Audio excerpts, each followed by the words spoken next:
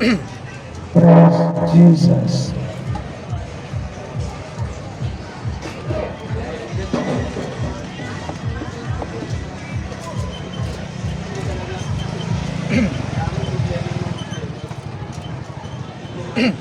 Praise Jesus.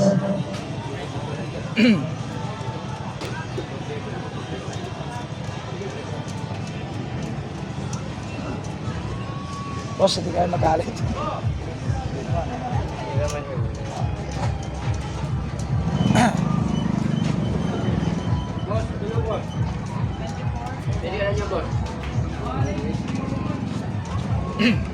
Praise Jesus. Magandang umaga po sa inyong lahat. Mapagpalang umaga po ito sa mga taga-Kadiwa. Mapagpalang umaga po kayong lahat sa inyong lahat. Pagpalain po tayong lahat ng salita ng Diyos na ating mapapakinggan sa umagang ito. Pasensya po sa abalan. Pasensya po sa mga natutulog. Bawal po magiging may natutulog. Pasensya po. Anyway, ang salita ng Diyos po ay para sa lahat. Hindi naman po ito makakabala sa atin. Ito po makapagbibigay pa sa atin ng pagpapala mula sa Panginoon. Ako po ay magpipray muna, Panginoon, salamat po, dinako mo ko sa lugar na ito ng Kadiwa, sapagkat nais mo silang pagpalain. Lahat sila, Panginoon, ng iyong mga salita. Pagpalain mo po kami lahat ng iyong mga salita. Mangusap ka po sa amin, bawat isa, Panginoon. Anumang espiritu na hindi mula sa iyo ay pinapalis ko sa lugar na to, pinababalik ko sa hell in Jesus' name. Kinakalagan ko, ikaw lamang, Holy Spirit, ang malayang kumilos sa aming kalagitnaan. I command the mighty angels of God, kalibutan ako sa lugar na ito. At ito po'y gawain ng Panginoon, hindi po ito gawain ng tao. In Jesus' name. Pagpalain mo po silang lahat ng mga taga rito, lalo na po itong lugar na pinayagan ako, Panginoon, na magbahagi ng salita ng Diyos. Sa pangalan ni Jesus, Amen. Amen.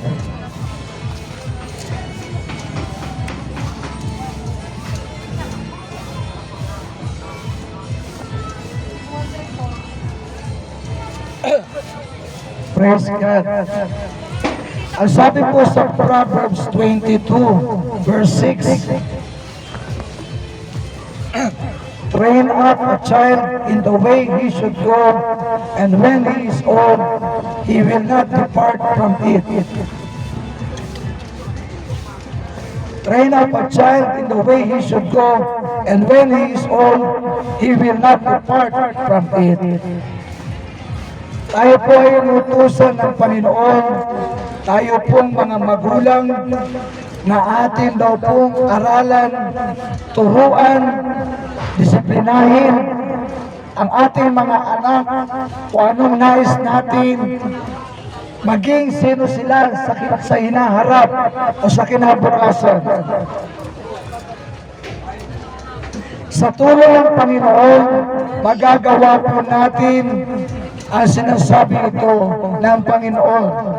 Kaya po ito sinulat ng Panginoon upang paalalahanan tayo na ang lahat ng ito ay gawin natin para sa ating mga anak. Lalo na po sa panahon natin ngayon, marami tayong nababalitaan, mga kabataan, na nagiging violente at minsan umahantong pa sa kamatayan. Mga magulang, nire-remind tayo ng salita ng Diyos na yung ating mga anak, hanggat sila ay bata pa,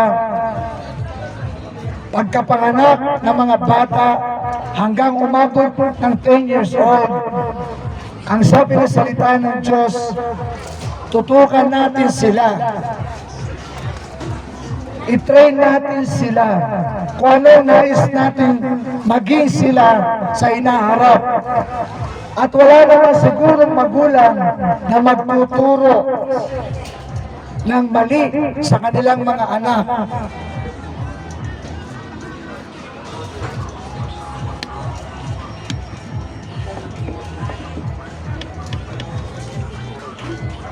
Maganto na.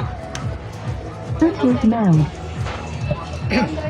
Kaya po, ang salita ng Diyos ay tinutulungan tayo, pinapaalalahanan tayo na sa mga huling araw na ito, ang ating mga anak ay i-train natin una ng mga salita ng Diyos, sapagkat kung ang ituturo natin sa ating mga anak ay pawang salita ng Diyos, tiyak yun ang kalalakihan ng ating mga anak.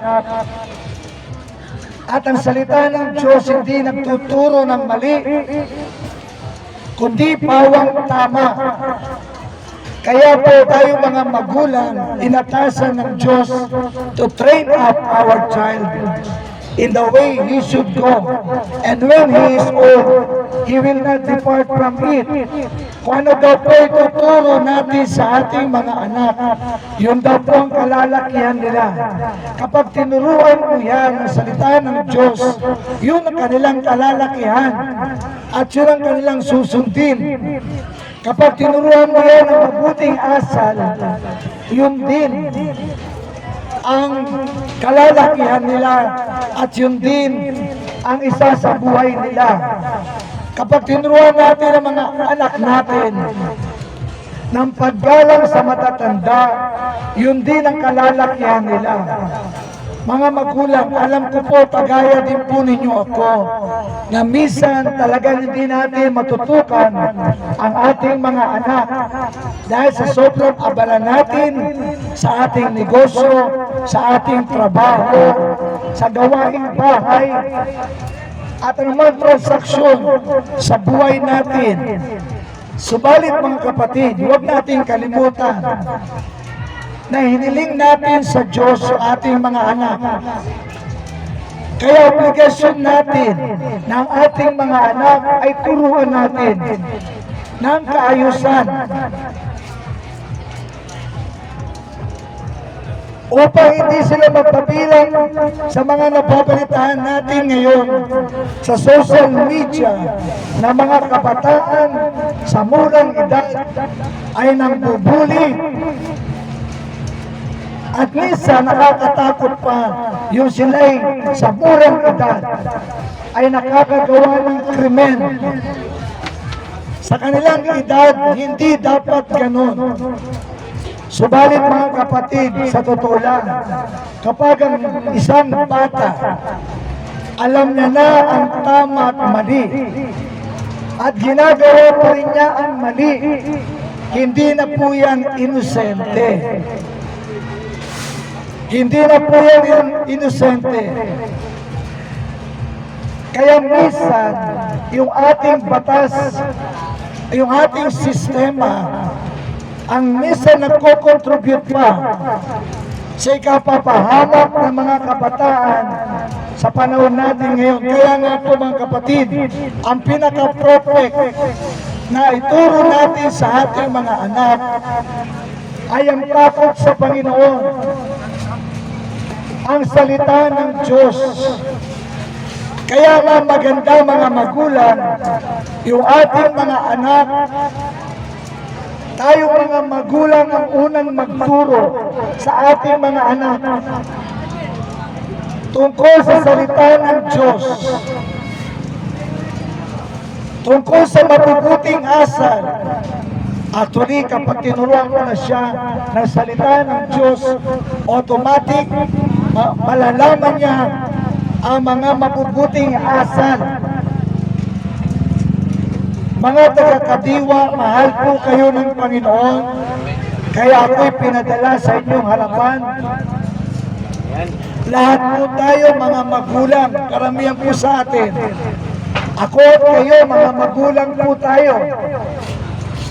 At hindi natin minsan nasusubaybayan ang ating mga anak. But please, mga magulang, bigyan natin ng oras, panahon, ang ating mga anak, lalo na ang ages nila ay 10 years old pababa. Sapagkat nandyan nade-develop yung kanilang kaisipan, yung kanilang mind. Kaya nga po mga magulang, dapat pinagpe-pray din natin ang ating mga anak. Kaya napaka-maganda na ang mga magulang ay makakilala sa Panginoon. Ang mga magulang, dalawang bagay lang ang gagawin natin mga magulang. Una, pagsisihan natin yung ating mga kasalanan. Lahat po tayo nagkakasala, ako at kayo. Tayo po lahat nagkakasala sa Panginoon. At tayong lahat dapat tumingin ng tawad sa Panginoon. At ang Diyos natin ay mapagpatawad mga kapatid. Alam ng Diyos ang ating kahinaan. Mga magulang, dalawang bagay lang gagawin natin. Una, pagsisihan natin ang ating mga kasalanan. Pangalawa, tanggapin natin si Jesus bilang Panginoon tagapagligtas. Kung nais mo na magabayan mo ang iyong anak, sapagkat ang magulang na nagsisi sa kanyang mga kasalanan at tinanggap si Jesus bilang Panginoon tagapagligtas, ang Panginoon idadamay na ang iyong anak sa pag-iingat sa iyo. Hindi ba napakainam nun ang Diyos mismo ang magbabantay sa ating mga anak? Kung tayo limitado kasi tayo mga tao, hindi natin natututukan ang ating mga mata, ang ating mga anak, lalo na kapag sila nag-aaral na. Hindi natin sila pwede hanggang sa school, papantayan natin o kung saan man sila magpunta. Subalit, kapag ang magulang pinag-pray niya ang kanyang anak, gagabayan ng Panginoon ang iyong anak. Yung hindi mo nakikita ng Panginoon. Yung hindi mo nagagawa ng Panginoon.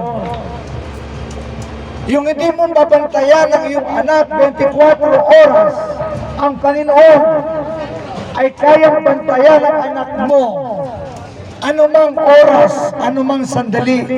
Kapag lumapit ang magulang na meron ng relasyon kay Jesus. Kaya mga magulang, ang sikreto po ay ganito. Pagsisihan natin ang ating mga kasalanan, magpakumbaba tayo sa Diyos, at tanggapin natin si Jesus bilang Panginoon at tagapagligtas natin. Kung nais natin maging safe ang ating mga anak, mga kapatid, mga magulang, sa panahon natin ngayon, tayo po ay nasa mga huli araw bago bumalik si Jesus. And by the way, mga kapatid, Jesus is coming back soon.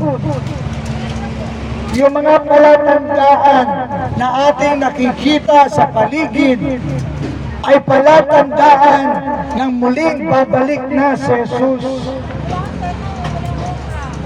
Si Jesus ay malapit nang bumalik, mga taga-kadiwa. At nais ng Panginoon, ihanda natin ang ating mga sarili sa kanyang pagbabalik. Sapagkat si Jesus, aagawin niya yung kanyang mga mananampalataya sa lupa o yung tinatawag na the rapture of the church. Mga kapatid, kung hindi mo alam na meron rapture ngayon, pinapaalam sa iyo ng Panginoon. At napakainam ang mga taga-kadiwa makasama sa pag-agaw ng Panginoon. Si Jesus sa pagbabalik niya, unang bahagi ay doon lamang siya sa alapaap, kukunin niya ang kanyang mananampalataya, sasalubungin siya ng mga mananampalataya.